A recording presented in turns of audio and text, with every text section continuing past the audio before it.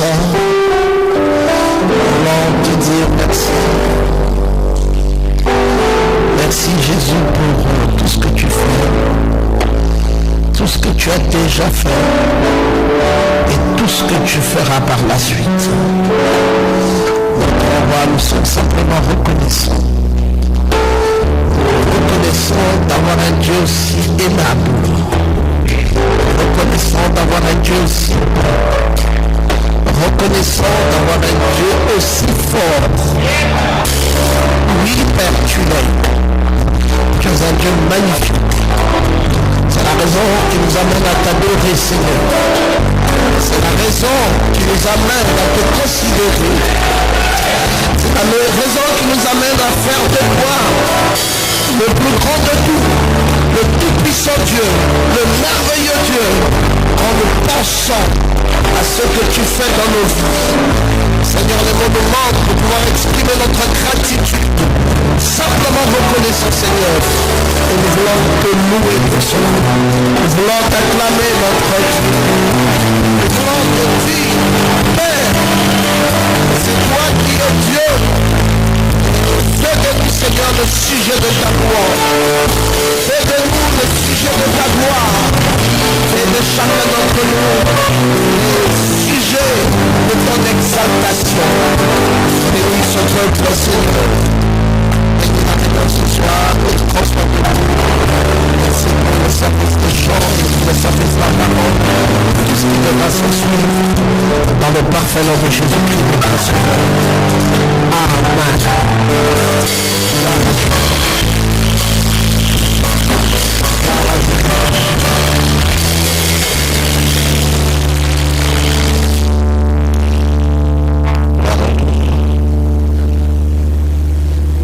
Pourquoi c'est pas? Hein? Oh non!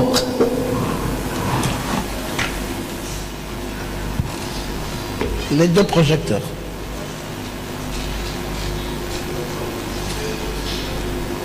Comment? Oui. Oui. Donc celui-là est déjà... Et celui qu'on avait aussi là-haut est mort.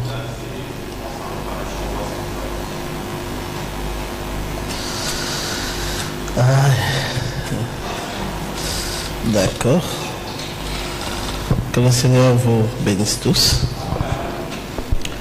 S'il vous plaît, j'aurais voulu que certaines personnes avancent par devant.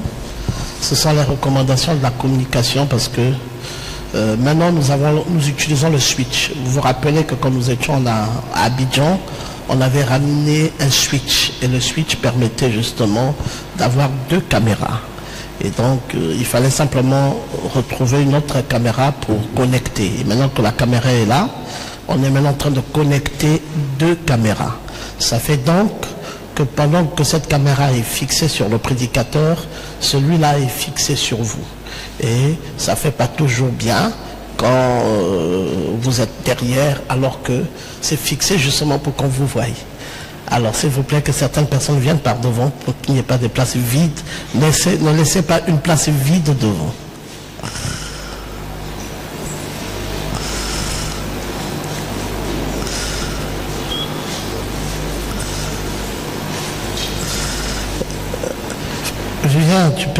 Viens à côté de frère Bench, peut-être, voilà, occuper toutes les places de devant, ne laissez pas une seule place. Je ne vois pas pourquoi, Mardoché, pourquoi tu réserves là. Mardoché réserve toujours une place pour sa femme. Elle est où ta femme? Tu ne supporteras pas de t'asseoir avec un frère pour le moment. Hein? Parce qu'elle n'est pas là. Fais d'abord asseoir quelqu'un. Et puis, quand Ati viendra, les diacres vont organiser ça pour toi, s'il te plaît. Abraham, viens par ici. Viens devant.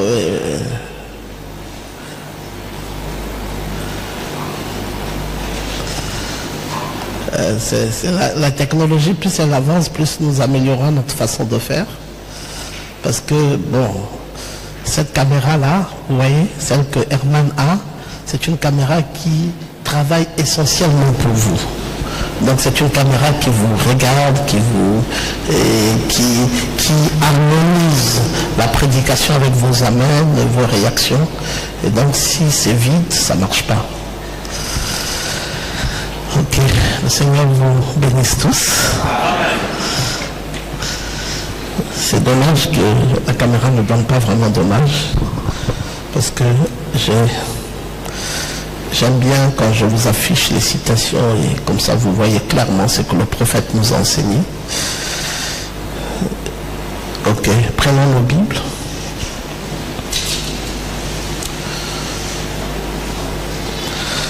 Genèse au chapitre 7.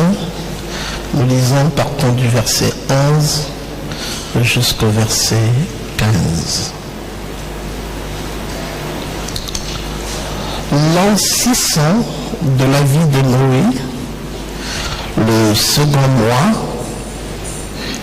le 17e jour du mois, en ce jour-là, toutes les sources du grand abîme jaillirent et les écluses des cieux s'ouvrirent. La pluie tomba sur la terre 40 jours et 40 nuits. Ce même jour entrèrent dans l'arche Noé, Sem, Cam et Japheth, fils de Noé, la femme de Noé et les 3 femmes de ses fils avec eux. Eux et tous les animaux selon leur espèce, tout le bétail selon son espèce, tous les reptiles qui rampent sur la terre selon leur espèce, tous les oiseaux selon leur espèce, tous les petits oiseaux, tout ce qui a des ailes. Ils entrèrent dans l'arche auprès de Noé, 2 à 2, de toute chair ayant souffle de vie. Amen. Que le Seigneur bénisse la lecture de sa parole. Veuillez vous asseoir. Alors, donc, nous étudions sur le mystère de l'arche de Noé. Le mystère de l'arche de Noé.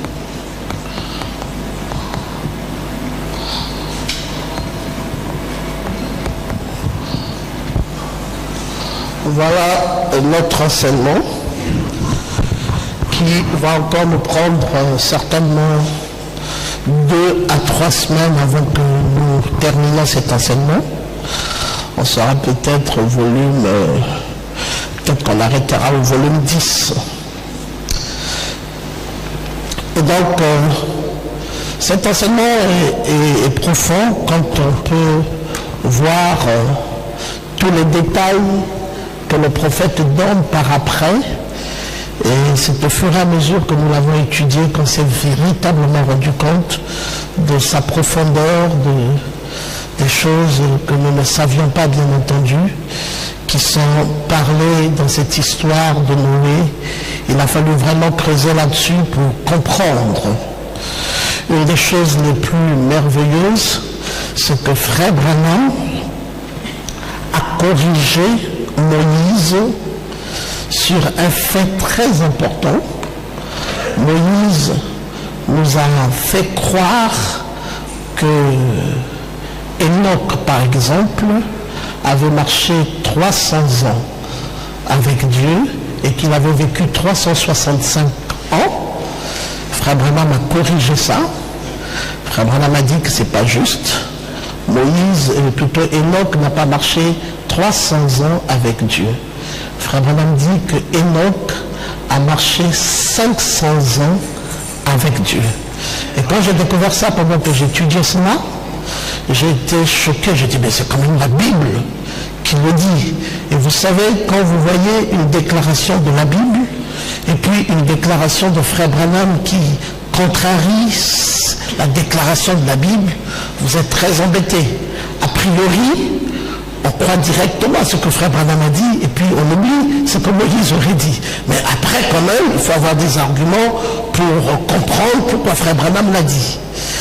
Et c'est donc en étudiant la généalogie que je me suis bien rendu compte, mais c'est une vérité. C'est vraiment une vérité. Quand on nous dit que Enoch, à 65 ans, a donné naissance à Métuchéla, et que Métuchéla, à 182 ans, a donné naissance à Lémec, et que Lémec, à 187 ans, a donné naissance à Noé, vous allez vous rendre compte que ça va faire exactement 434 ans. Et donc, en 434 ans, si Enoch n'avait vécu que 365 jours, ça veut dire que Enoch ne pouvait pas être au même moment que Noé. Alors que Frère Branham va nous dire qu'ils ont opéré au même moment. C'est même quand Noé verra Enoch s'en aller dans l'enlèvement qu'il va devoir commencer la construction de l'arche. Alors ça, c'était magnifique. Et on est reparti dans la généalogie, on a recompté les dates, on a vu qu'effectivement, Enoch ne pouvait pas vivre 365 jours, sinon il n'aurait jamais vu Noé venir au monde. Et donc ça se comprend très bien. Et Frère Branham le dit où? Frère Branham le dit dans les sceaux, là où nous pensons que c'est ainsi dit le Seigneur d'un bout à l'autre. Et nous pouvons davantage acclamer Dieu pour Frère Branham.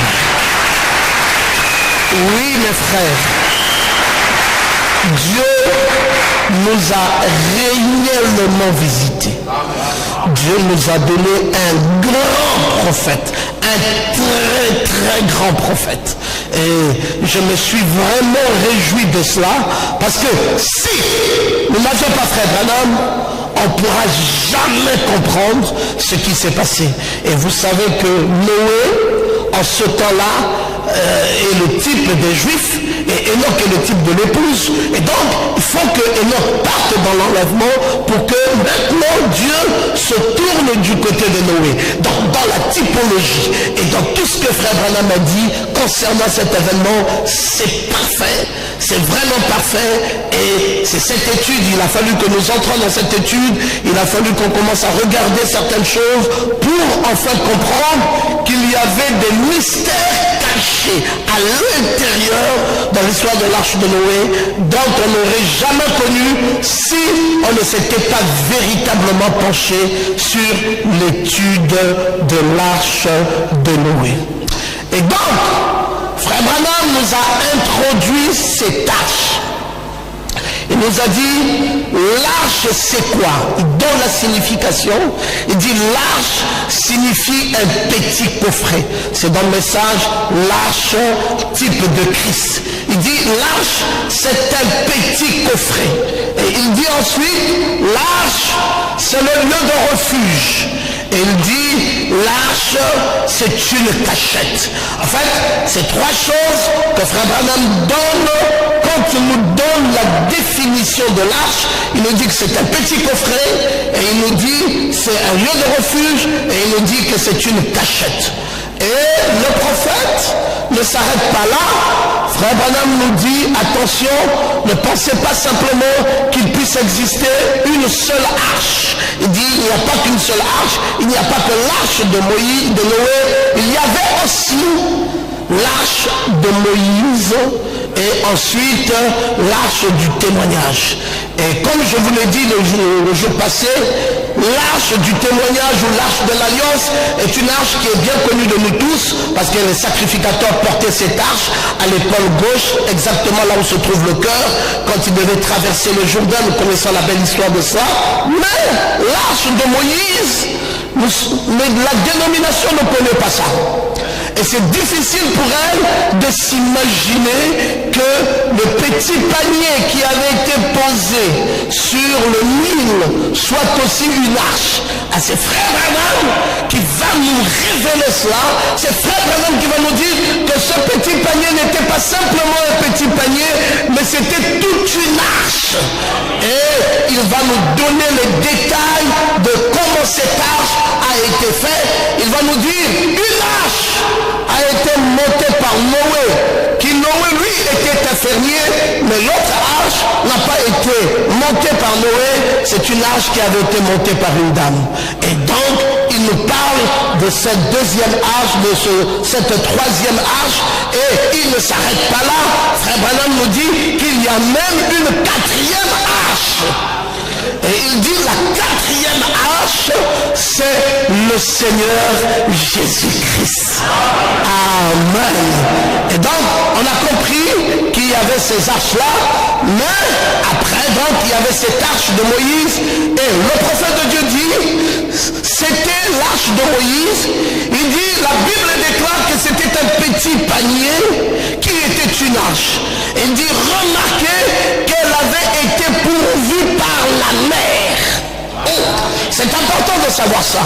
Ici, cette arche est pourvue par Noé, un prophète. Ça, c'est très facile à comprendre. C'est un prophète qui a reçu des instructions.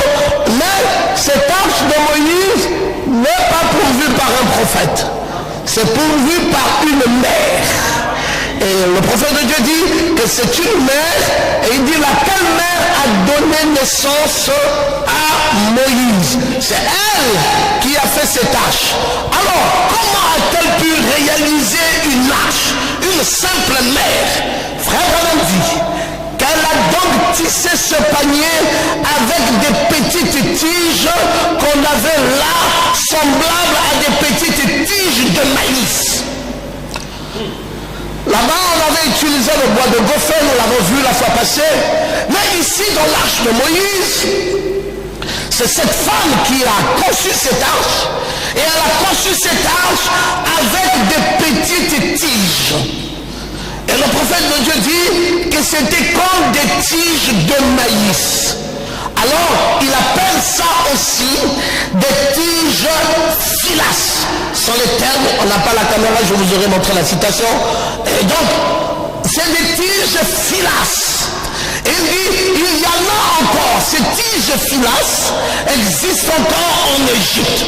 On peut encore voir ces mères amener leurs braves petits enfants sur le fleuve Nil. Elles les poussent sur le fleuve dans un petit panier, de la même manière, et pendant qu'elles barbotent, elles poussent ces enfants dans le panier sur le fleuve Nil. Alors c'est un fleuve Nil, et c'est une arche qui avait été tissée par une mère, la mère de Moïse, qui est Jochebed. C'est elle qui avait tissé cette arche, et en tissant cette arche, elle a utilisé des tiges de maïs, ou alors des tiges filas. Amen.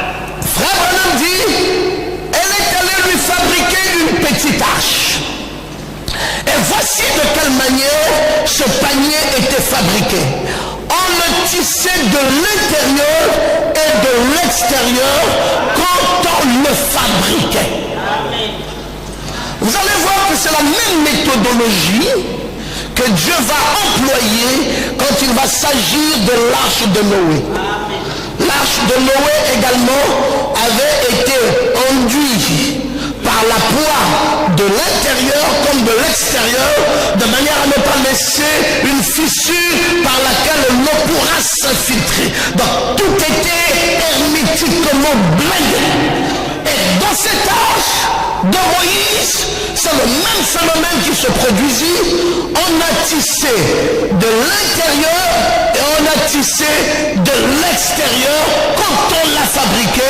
C'est ainsi que font les tisserands. Ils le tissent tantôt dans un sens et tantôt dans un autre sens. Et ensuite, elle est allée couvrir cela de bitume.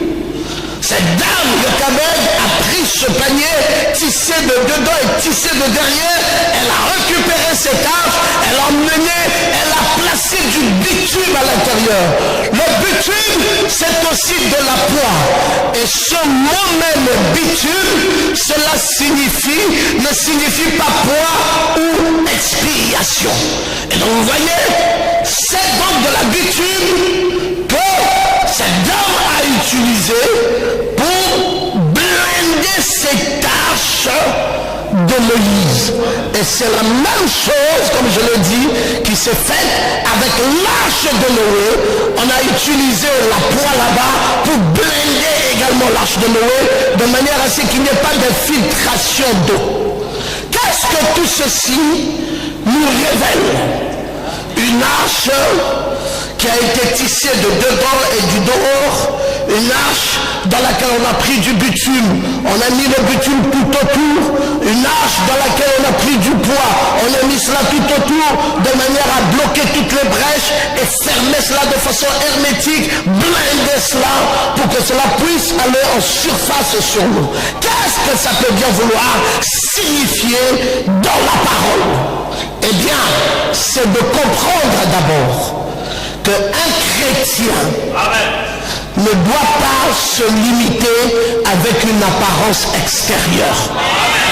J'aimerais que quelqu'un dise amen. Quand on te voit, on voit c'est une sœur, elle a une jupe longue, elle n'a pas de boucle d'oreille, elle n'a pas de rouge à lèvres, on peut regarder, elle n'a pas de vernis à ongles, on peut regarder, elle a des cheveux bien naturels, on peut regarder, elle n'a pas un crayon de beauté sur elle, elle n'a pas un fond de teint sur elle n'a pas pilé ses sourcils, et on peut la regarder, et après, on se rend compte que la sœur est toute naturelle. Eh bien, c'est une vraie sœur en Christ. Mais, est-ce que c'est par rapport à ce que l'on aura vu de l'extérieur qu'on peut déjà déclarer que cette sœur est chrétienne? Non. C'est pas suffisant. Même quand cet extérieur a parfaitement démontré tous les atouts nécessaires, montrant que ça peut être une vraie chrétienne, c'est pas suffisant pour établir que c'est une vraie sœur née de nouveau. Le prophète de Dieu dit que cette conversion ne va pas de l'extérieur pour l'intérieur. Il dit, ça commence d'abord à l'intérieur et ça se termine à l'extérieur. Est-ce qu'on peut dire amen? Donc, on doit aller plus loin dans le checking. Si on doit checker cela, on doit aller plus loin. Comment aller plus loin? Mais c'est simplement dire à cette sœur qu'écoute, j'ai appris une mauvaise nouvelle sur toi. Il dit, comment ça? Il dit, mais tu connais telle sœur, n'est-ce pas? Mais voici ce qu'elle a dit sur toi. Et laissez ça comme ça et voyez comment elle va réagir. Quoi? Qui a dit ça? On dit non, c'est cette sœur-là qui a dit une chose te concerne. Ah, ça, moi je ne peux pas laisser ça. Je suis venu à l'église ici pour chercher les problèmes avec les gens me cherchent des problèmes, je suis dans mon petit coin, je ne peux pas laisser ça. Bien habillé, il n'y a rien à reprocher, du pied jusqu'à la tête. Mais regardez maintenant dans l'état de son cœur ce qui va sortir. Regardez les réactions qui vont sortir d'elle. Ça va prouver qu'elle n'est pas chrétienne. Une chrétienne, le scellement de l'Esprit Saint va de l'intérieur et ça se démontre à l'extérieur. Quelle est cette sœur qui pourra dire, c'est vrai, tu es sûr qu'elle a dit ça? Oui, mais je te dis qu'elle t'a critiqué mal. Voilà ce qu'elle disait. Il y avait même des gens autour. Il dit, ok, ça va sœur, merci de m'avoir dit ça. Est-ce que sœur, d'accord, merci. Je vais l'appeler et puis je vais me renseigner sur tout ça. Elle appelle. Elle dit, bon sœur, est-ce que tu es disponible? Je peux te voir? Elle dit, oui sœur, je suis disponible. Ok, j'arrive avec telle sœur. Il dit, sœur, est-ce que tu peux m'accompagner maintenant? Il dit, je t'accompagne. Non, tu m'accompagnes voir la soeur qui m'a critiqué hier. Il dit, mais pourquoi? Il dit, non, allons-y, toi et moi, vers elle. Mais mais pourquoi? Il dit non, allons-y simplement, on va lui rendre visite. Et dès qu'on arrive dans les lieux, on dit bon, prions. Seigneur Jésus, nous te bénissons. Ok, bien. Sœur, tu peux encore me raconter ce que tu m'as dit il y a 1 heure concernant ce que la sœur a dit? Oh. Donc c'est pour ça que tu m'as amené ici. Oui, c'est pour ça. Rappelle ce que tu venais de me dire il y a 1 heure concernant la sœur. Non, moi je n'ai pas de problème. Je ne suis pas venu pour les problèmes. Non, sœur, il n'y a pas de problème. Rappelle ce que tu viens de me dire il y a 1 heure sur la sœur. Et puis même si on rencontre ça, ça va faire quoi? Donc on ne peut pas te dire des choses. En tout cas, je jure la tombe de ma mère. Je ne pourrai plus jamais même chose que tu... Non. Rappelle ce que tu m'as dit il y a 1 heure concernant ce que cette sœur a dit. Ne bégaye pas. Rappelle ce que tu as dit. Vous voyez le christianisme? Le christianisme là, ce n'est pas les choses que nous déclarons de bouche. Le christianisme est plus profond que ce que vous ne pouvez vous imaginer. Raconte. Et si cette sœur n'est pas capable de dire exactement ce qu'elle venait de te dire il y a 1 heure, vous comprenez tout de suite que cette sœur a simplement un seulement extérieur. Mais l'intérieur, il y a encore beaucoup de démons dedans. Il y a encore beaucoup de démons dedans. Il faut qu'elle soit capable de rappeler. Il dit oui, d'accord, sœur, voici hier nous étions là. Tu as dit ça. Sœur, est-ce que c'est pas ce que je t'ai dit? Oui. Est-ce que j'ai enlevé quelque chose? Non. Sœur, maintenant vous, allez-y. Est-ce que réellement vous l'avez dit? Elle commence à regarder la sœur. Elle dit, tu as les choses de mon corps. Non, c'est pas les choses de ton corps. Hier, tu as dit ça. Vrai ou faux?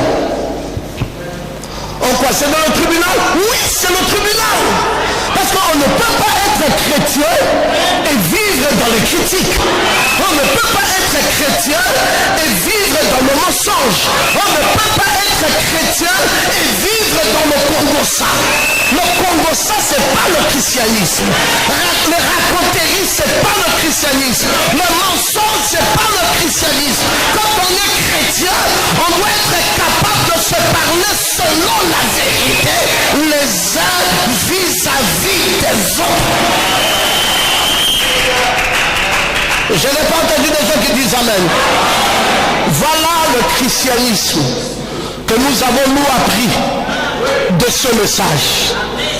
Et ça fait que cette sœur ne critiquera plus jamais.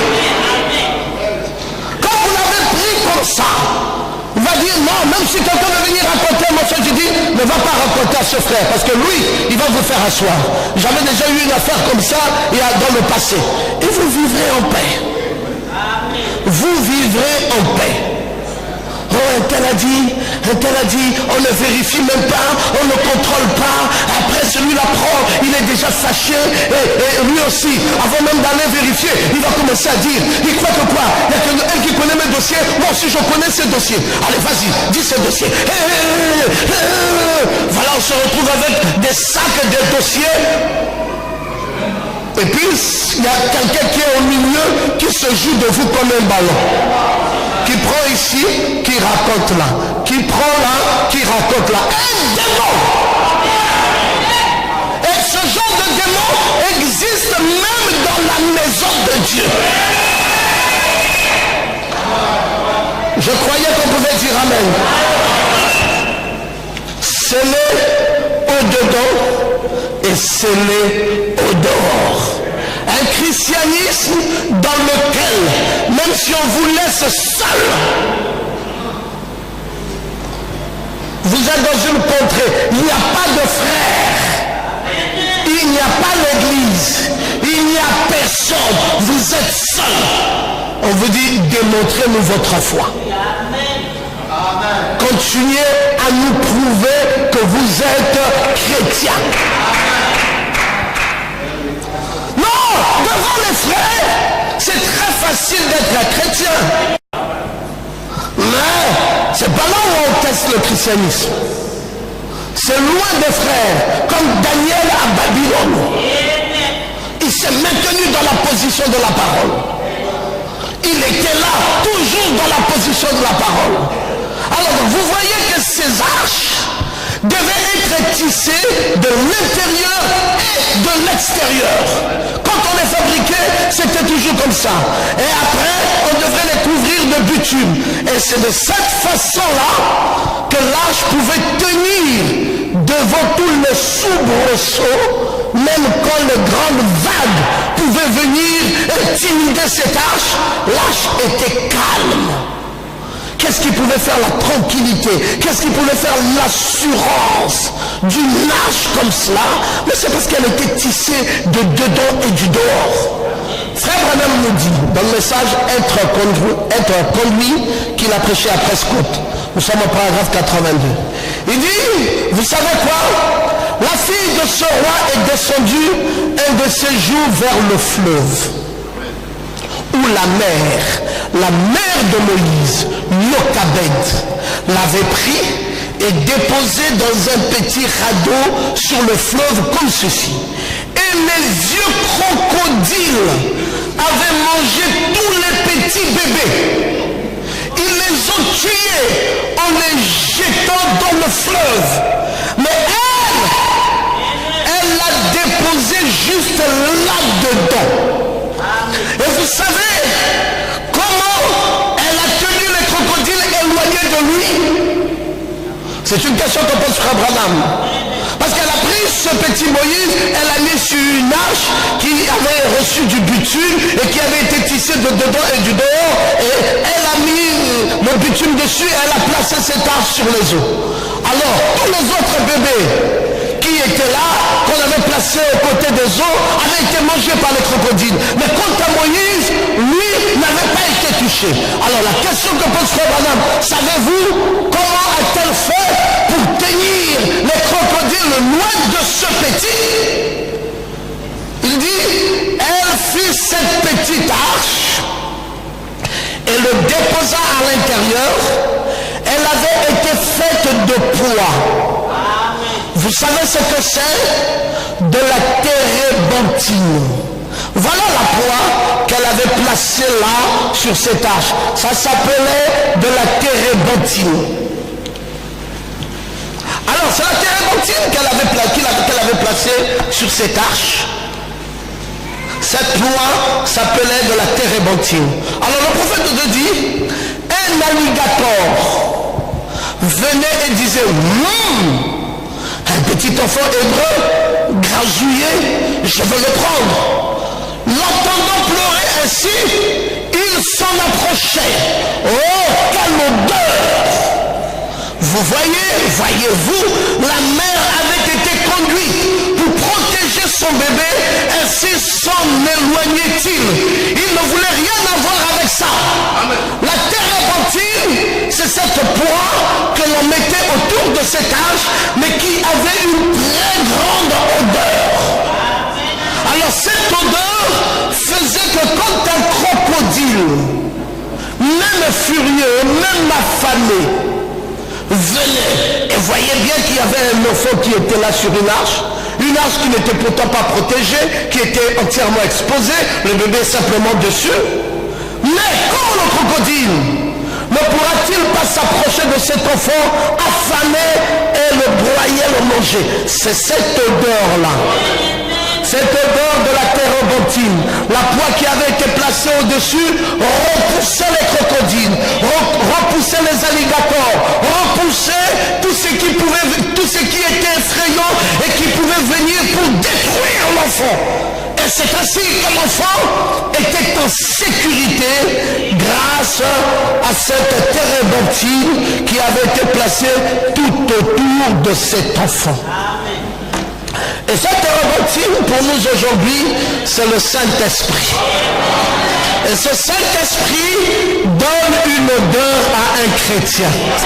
Ah, j'aime quand on peut dire Amen. Et ça fait donc que même les gens qui te provoquent se fatiguent eux-mêmes.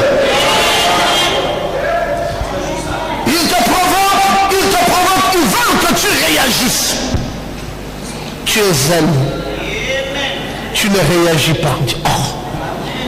Depuis un moment, on l'a provoqué. Depuis un moment, on l'a piétiné. Depuis un moment, on l'a même insulté. Depuis un moment, on a même fait des histoires. Mais il ne réagit pas. Tu es zen. Parfois, on te dit, mais quoi? Tu n'as pas vu, tu n'as pas senti la provocation? Tu sais, j'ai senti. Mais alors, tu dis quoi? Il n'y a rien, c'est bon, c'est normal. Oh, qu'est-ce qui est normal alors que tu as été provoqué? Dis-moi, mais qu'est-ce qui n'est pas anormal que je me sois provoqué? Dis, mais attends, tu n'as pas vu qu'on a pris des cailloux, et on t'a lancé ces cailloux-là. Alors, qu'est-ce que tu dis des cailloux qu'on t'a lancé dessus? Tu dis, je retiens simplement une chose, c'est que si je suis un arbre qui porte des bons fruits, c'est normal qu'on me lance des cailloux. Vous voulez que je vous amène devant plusieurs arbres et je vais vous montrer ce qui se passe dans ma vie? Regardez, il y a 5 manguiers alignés là. Est-ce que vous ne voyez pas qu'il y a un manguier qui est blessé plus que les autres manguiers? Mais pourquoi? C'est parce qu'il a des meilleurs mangues. C'est la raison pour laquelle quand les gens viennent, ils ne s'intéressent plus aux autres. On s'intéresse à lui et chaque fois qu'il faut cueillir de ses mangues, il est blessé de partout. Et c'est ça ma vie. Je suis blessé parce que je suis important. Ah, je ne t'ai pas entendu dire amen. On ne va jamais critiquer quelqu'un qui n'a pas d'importance. On ne va jamais lapider quelqu'un qui n'est pas important. Tu vas savoir si ta vie commence à devenir importante en fonction de tes ennemis. Plus tu commences à avoir des ennemis, mieux tu commences à évaluer ce que devient ta vie. Ta vie, si elle monte, elle va provoquer des regards. Ta vie, si elle monte, elle va provoquer des adversaires. Ta vie, si elle brille, elle va provoquer des jaloux.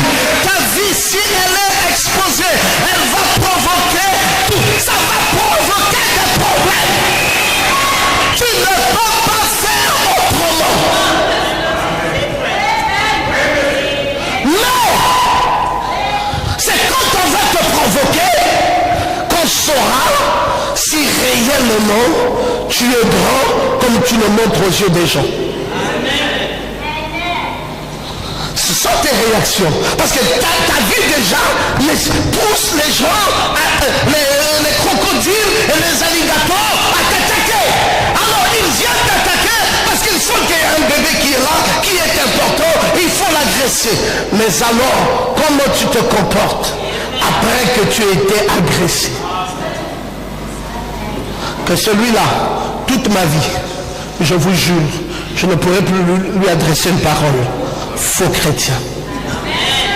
Celui-là, avec le mal qu'il m'a fait, ça, je préfère que ma mère sorte de la tombe. Faux chrétien. Celui-là, non! Un chrétien, il sait que plus il devient important, plus il est attaqué. Mais quand il est attaqué, il a une attitude. Il est positif. Le chrétien est toujours positif. Et il trouve même que c'est quand il n'est pas attaqué qu'il y a un problème. Parce que c'est normal qu'il soit attaqué.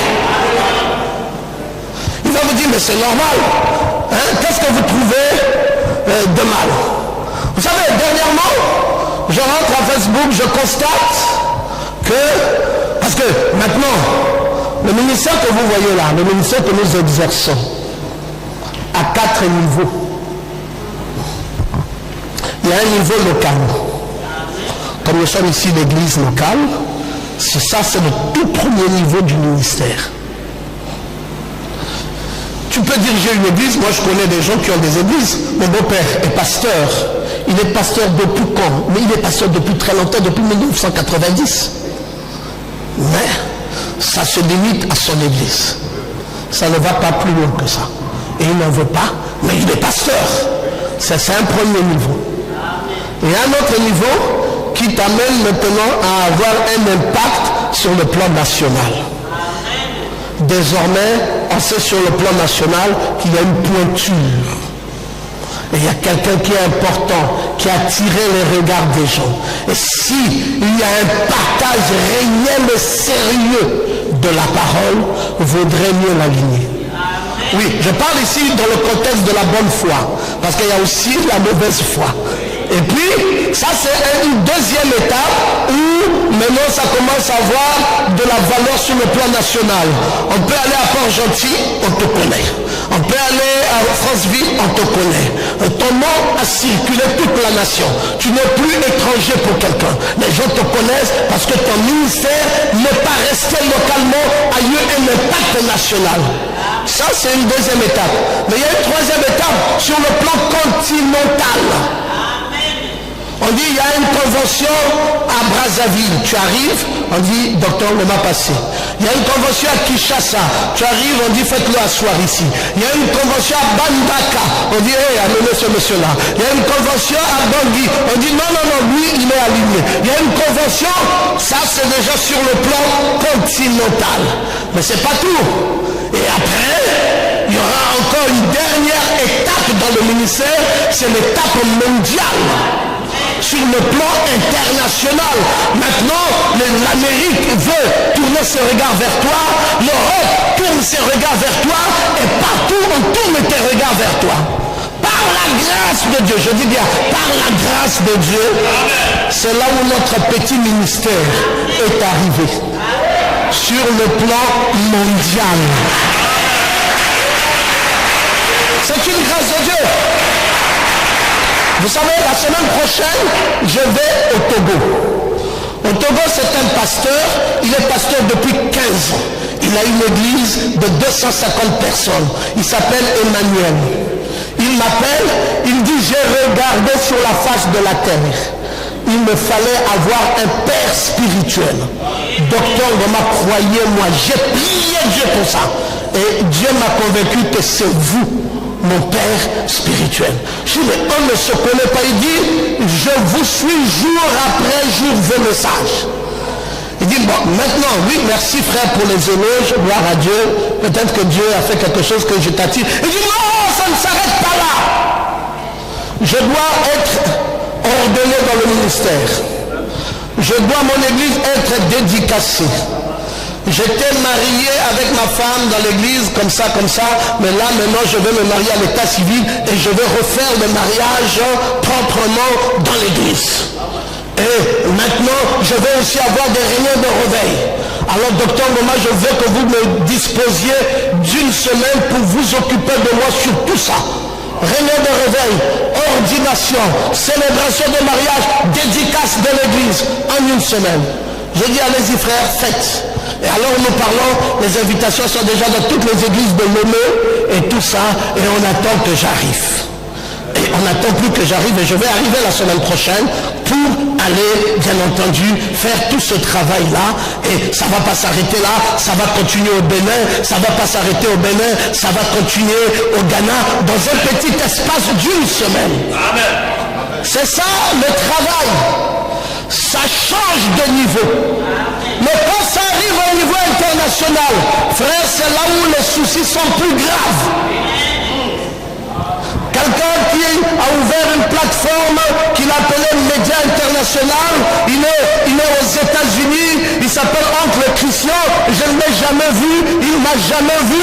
Alors tout le temps, s'il n'a pas mis Barouti, s'il n'a pas mis un autre prédicateur, il m'a publié. Il veut que le monde entier écoute mes messages. Un jour, je suis parti dans le net, je lui ai dit, mais toi, tu cherches que le monde entier écoute mes messages. Moi, je mets ça dans le net pour d'autres enfants, mais tu récupères ça, tu veux. Il dit, non, parce que ça m'a impacté. Et je veux que ça impacte les gens de la même manière. Je dis, bon, ça va peut-être. Mais maintenant, ça ne s'arrête pas là. Il peut découper une phrase. Une déclaration, je peux faire une déclaration, il découpe ça comme ça, il sort ça même de son contexte, il applique là, il dit docteur Pierre Ngoma, allez, il balance. Et là dernièrement, il a balancé que docteur Ngoma a dit que quand un pasteur a fait une erreur, n'allez pas témoigner contre ce pasteur. Et les gens sont là maintenant, ah ce sont des syndicalistes, ah ils ne veulent pas qu'on attaque les autres pasteurs, ah docteur Ngoma protège les autres pasteurs, ah ceci. J'ai dit, bon, si vous pouvez connaître le contexte, c'est une sœur qui a quitté une église, qui n'est plus dans cette église, qui a changé d'église, qui est sous la direction d'un autre pasteur et qui n'a pas de témoins. Parce que accuser un pasteur, ça ne s'arrête pas simplement par le fait d'aller témoigner. La parole de Dieu dit qu'il faut prendre des témoins. Et les témoins doivent être approuvés avant. Donc, on doit comprendre que ce que les témoins diront, ils n'ont pas été influencés. Donc, c'est plus perplexe, c'est plus compliqué. Et bon, et moi je le dis comme ça en passant, lui il entrecoupe ça, il balance, et le monde entier. Ah, docteur Goma, est-ce qu'il ne veut pas protéger un pasteur qui est tombé? Il dit, bon, et il y en a aussi qui ne vont pas dire ça comme ça. Il y en a qui vont chercher un moyen pour fusiller. Il faut prendre la carabine, fusiller. Vous voyez, nos pasteurs là, ce qu'on appelle nos vieux là. Regardez comment ils sont dans la déviance. Regardez comment ils sont. Mais c'est ça aussi la grandeur. Maintenant, si je dois prendre, moi aussi, je rentre là à Facebook, et excusez, j'ai quand même le droit, vous parlez de qui là, vous parlez de Pierre Loma, c'est quand même moi, je vais me justifier, je vais expliquer. Frère, tu ne comprends plus ta grandeur. La grandeur ne t'amène plus à te justifier. Tu n'as plus besoin de justification. Tu dois simplement subir.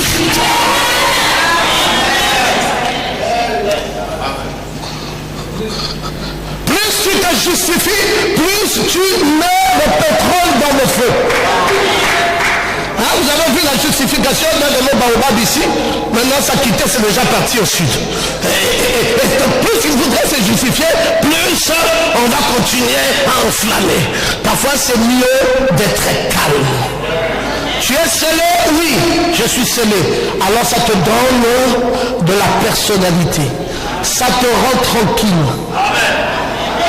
Tu sais à quel niveau Dieu t'a emmené. Tu sais qui tu es. Tu sais pourquoi les gens t'en veulent. Tu sais le niveau requis que tu as atteint. Frère, tu peux ne pas être connu des gens, mais tu te connais quand même toi-même. Tu peux être méprisé des gens, mais toi-même, ta conscience, tu connais ce que tu veux. Tu connais ta valeur. Et quand tu connais ta valeur, tu ne discutes plus. Alors, il faut que cette odeur-là, de la térébenthine, sorte de ta vie. Et ça repousse les alligators, et ça repousse les crocodiles. Dès qu'il vient, il sent une odeur chrétienne. Il dit, mais depuis qu'on l'a insulté, il n'a jamais rien répondu. Depuis que nous l'avons attaqué, il n'a jamais rien dit. Bon, passons à autre chose. Lui là, c'est pas la peine. On n'a pas besoin de lui parce qu'il ne connaît pas faire les débats, il ne sait pas se battre, il ne sait pas se justifier. Voilà le chrétien. Tu vas te fatiguer, ma fille. S'il faut chaque fois aller donner des explications à gauche, à droite, à gauche. Oh, on a encore dit ça. Qui a encore dit mon Dieu? Mais vraiment les gens. Parce que qui encore? Il faut que je finis là-bas, on a dit, on a encore dit là-bas. Ça c'est encore qui? Mais mon Dieu, les gens veulent de quoi avec moi? Ils veulent la moi ou quoi? Tu pars. On a encore dit. Tu vas fuir l'église. Tu vas perdre la foi. C'est que tu n'es pas enseigné. Tu ne sais pas c'est quoi la grandeur. Cette grandeur, même les attaques prennent aussi de l'ampleur, plus vous devenez grand. L'attaque des gens, ce n'est pas l'attaque des autres. Parce que c'est un chrétien ferme, fort. Satan vient dire à Dieu, j'ai visité toute la terre. Dieu lui dit, d'accord, mais est-ce que tu as vu mon serviteur Job? Écoutez le niveau de conversation. Même Dieu lui-même sait que sur la planète Terre, il y a un là-bas que lui, il appelle mon serviteur. Il dit, je l'ai vu dans sa prospérité. Dieu dit, d'accord, qu'est-ce que tu veux insinuer par là? Non, il est trop riche, il a trop de bœufs, il a trop de choses. Si j'avais touché à lui, je crois que même la foi là, il devait perdre. Il dit, ok, vas-y toucher alors. Touche, mais ne touche pas à sa vie. Et ramène-moi le résultat. Il est allé, il a croqué, bousillé les maisons en un jour, bousillé tout en un jour, détruire les enfants et tout cela. Il dit, oui, mais le résultat, tu as massacré, il dit, j'ai tout massacré. Il dit, quel résultat ça a donné? Il dit, j'ai été surpris qu'à la fin, ils disent, je sais que mon Rédempteur est vivant. Alléluia! Alléluia! Voyez la grandeur. Il sait que c'est bien qu'il a là. C'est Dieu qui le lui a donné. Même si ça disparaît, le Dieu là n'a pas disparu. Si le Dieu là ne disparaît pas, c'est qu'il est encore capable de restaurer tout ça. Frère, si tu as gagné des biens par tes efforts, tu peux pleurer quand tu les perds. Mais si tu les as gagnés par Dieu, tu peux être certain que même si tu les perds ce soir, demain Dieu va te les donner à nouveau. Il est un Dieu fidèle. Il est un Dieu vrai. Il est un Dieu fort. Pourquoi m'amener à pleurer? Pourquoi m'amener à regretter? Pourquoi m'amener à souffrir? Pourquoi m'amener à penser que j'ai tout perdu quand je sais que je n'ai pas perdu Dieu? Alléluia! Et donc vous voyez, ils n'ont pas pu prendre ce petit enfant. La mère avait été conduite pour protéger son bébé. Aussi s'en éloigna-t-il. Oh, les crocodiles ont dit, nous n'avons plus rien à faire avec ça, déclare frère Branham. Et puis, de cette arche de Moïse, je vous ai parlé d'une autre arche ici, qu'on appelait l'arche du témoignage. Et frère Branham dit que dans l'arche intime de Christ, il dit, j'aimerais que vous remarquiez une autre chose. Lorsque l'arche a été mise en son lieu, Dieu a dit, tu entoureras le dessus de l'arche d'un rebord d'or.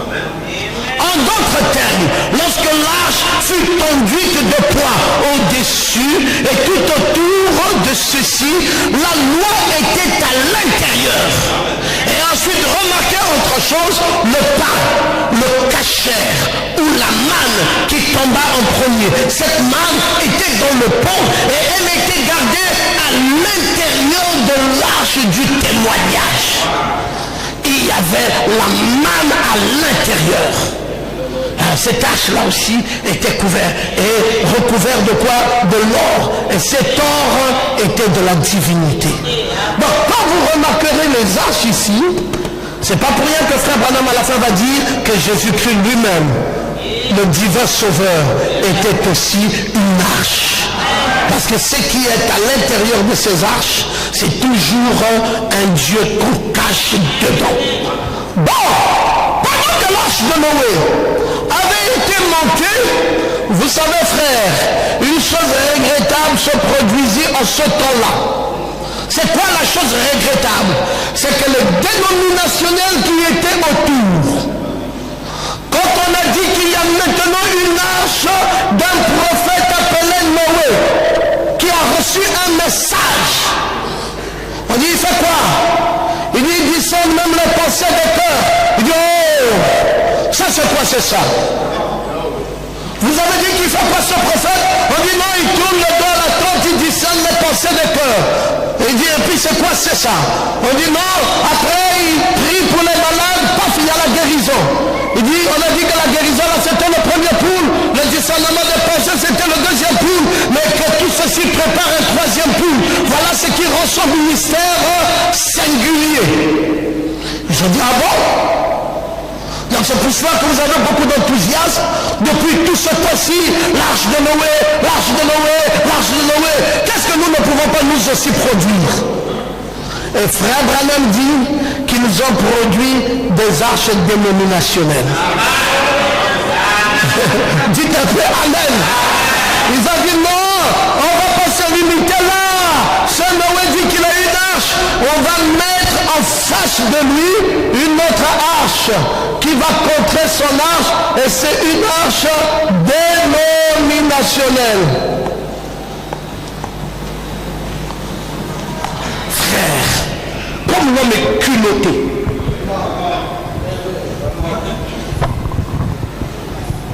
Il pense que nous qui sommes dans ce message, nous sommes dans ce message parce que c'est un plaisir pour nous d'être dans un message et que d'ailleurs on ne voit pas la différence entre ce que nous sommes et ce qu'eux ils sont. Mes frères, la différence est claire et nette. Et Dieu vous dit la différence est où? N'est-ce pas chez Jules, les femmes portent aussi mes robes longues, il n'y a pas de boucle d'oreille, il n'y a pas de rouge à lèvres, alors nous sommes pareils. La différence est où? Qui vous a dit que ce qui fait de nous le message, ce sont ces jupes longues? Cette couverture-là, nous savons que les islamiques ont mieux que ça. Nous encore le visage est à découvert, mais eux, le visage même est fermé. On montre juste les petits yeux comme ceci. On ne voit rien. Si c'est ça la chasteté, mais mes frères, les musulmans sont beaucoup plus chastes que nous. Ce qui fait notre message, c'est pas ce caractère extérieur. Dites encore amen très bien. Ce qui fait la différence entre nous et les autres, c'est que nous sommes dans un message qui a reçu le ainsi dit le Seigneur.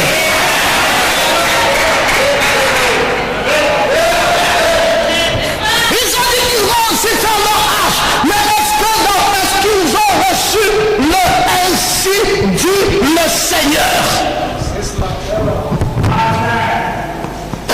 Ainsi dit le Seigneur. Est-ce qu'ils ont ça? Est-ce qu'ils ont ainsi dit le Seigneur? Nous, la force que nous avons d'être dans ce message, c'est que nous avons ainsi dit le Seigneur. William Branham a dit, je vais prêcher les sots. Il s'est rassemblé, il dit rassemblez-vous aujourd'hui, on va prêcher les sots. Voici ce que dit le premier saut. Celui qui est monté sur le cheval blanc, c'est Christ. Attendez, je n'ai pas fini parce qu'il y a 7. Voici ce que dit le deuxième saut. Christ est maintenant a changé de forme. Écoutez, je n'ai pas fini. Voici dit le troisième saut. Voici dit le quatrième saut. Voici dit le cinquième saut. Voici dit le sixième saut. Voici dit le septième saut. Il dit j'ai fini frère. La réunion est terminée pour aujourd'hui. Rentrez dans la paix du Seigneur. L'ange revient. Il dit oui, monsieur Branham, ta prédication là, prends ça, jette ça dans la poubelle. Ça c'est pas celle qui va aller chez l'épouse. Celle qui ira chez l'épouse, tu attendras le mot d'ordre. J'aimerais que tu dises amen. Tu attendras le mot d'ordre. Ça là que tu as prêché là, prends ça dans la poubelle. L'épouse n'a pas besoin de ça. C'est faux. Tout ce qui est à l'intérieur est faux. Frère Branham dit, mais comment ça? J'ai prêché avec inspiration, j'ai vu que le blanc c'est la justice, j'ai dit que c'est Jésus-Christ, c'est le Saint-Esprit. Il dit faux. Dis à la poubelle. Il dit maintenant tu m'as rencontré dans la nuée, je suis venu avec le petit livre ouvert. Est-ce que c'est rentré en toi? Il dit, papa, là où je suis là, j'ai avalé le petit livre. Il dit, maintenant, va à Jeffersonville. Il arrive là, il dit, Dieu caché, révélé dans la simplicité. Il dit, bon, maintenant, ça va commencer. Tu as compris donc qui tu es devenu. Parce que Dieu t'a voilé, la parole t'a voilé. Maintenant, quand tu vas prêcher le premier saut, le matin très tôt, je viendrai moi-même à ton bureau et je viendrai